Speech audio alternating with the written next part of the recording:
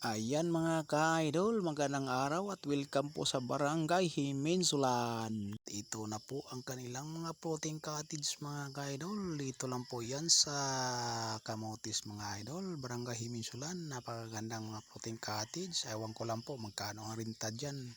At pagkatapos lipat na naman tayo dito sa Pantudlan Beach. Ayan, napakagandang buhangin, maputi. Ay naku, akawala ng problema itong lugar na to. Ayan mga ka-idol, lang yung lingkod ay nagpa-video na naman dyan si Wawayway Lagay. Ayan mga ka-idol, napakaganda talaga pag kayo bibisita dito sa amin ay nako. At pagkatapos ito yung lingkod ay nagsama rin natin sa video at naisipang umuwi parang pupunta ng dagat at manghuli ng isda. At ito binigyan tayo ng biyaya doon sa Dagkilang May Kapal at maraming salamat po sa nagbigay.